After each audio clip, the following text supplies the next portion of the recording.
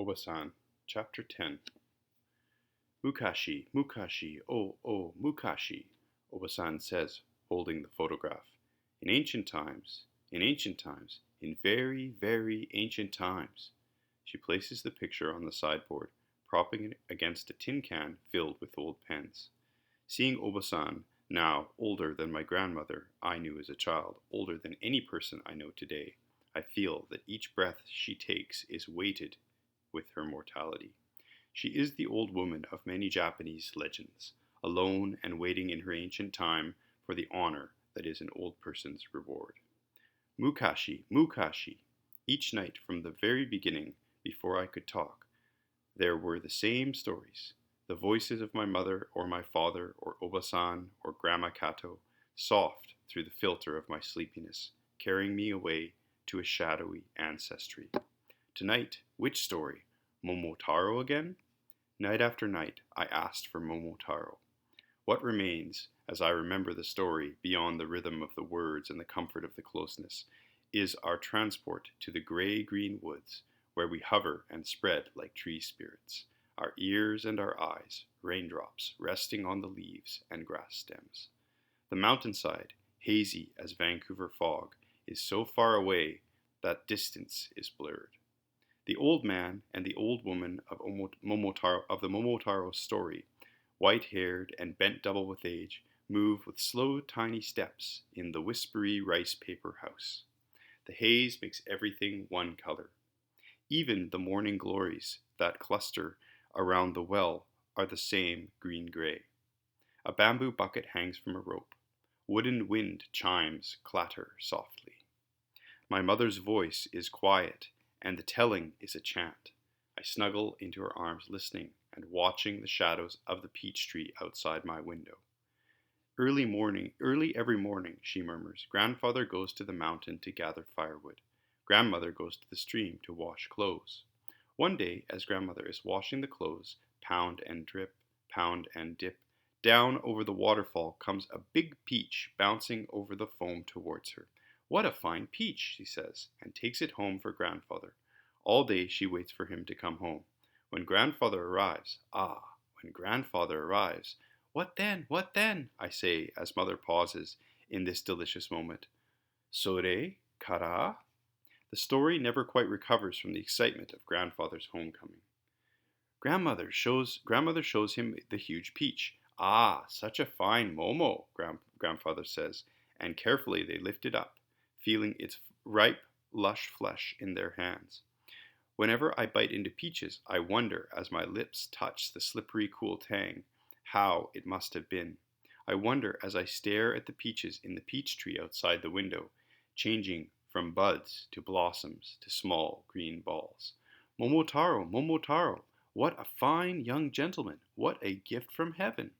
The little boy, golden and round as a peach, leaps onto the table from the heart of the fruit before their astonished eyes. The delight of it, and the wonder. Simply by existing, a child is delight.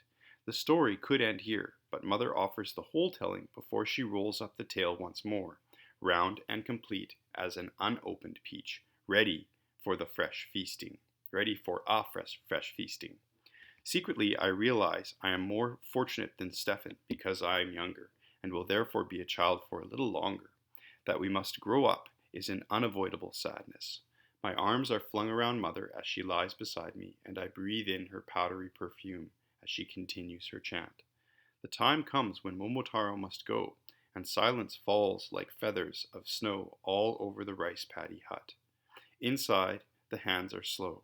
Grandmother kneels at the table forming round rice balls, pressing the sticky rice together with her moist fingertips. She wraps them in small square cloth, and, holding them before her in her cupped hands, she offers him the lunch for his journey. There are no tears and no touch. Grandfather and grandmother are careful, as he goes, not to weight his pack with their sorrows. Alone in the misty mountains once more, the old folk wait.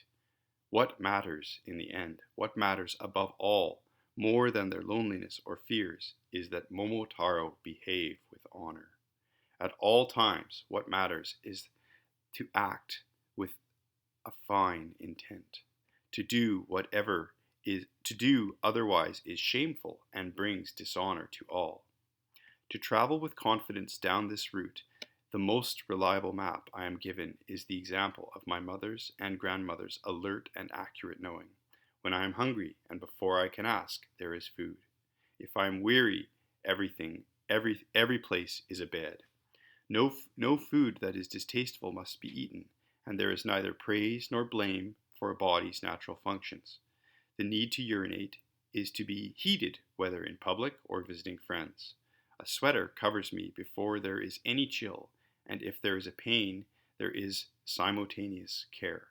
There is care simultaneously. If grandma shifts uncomfortably, I bring her a cushion. Yoku ki ga tsuku ne, Grandma responds. It is a statement of appreciation of sensitivity and appropriate gestures.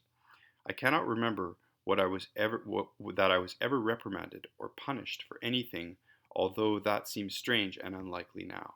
The concept that a child could do wrong did not seem to exist. There was no need for crying.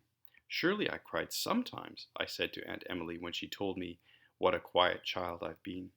She shook her head. I can't remember that you ever did.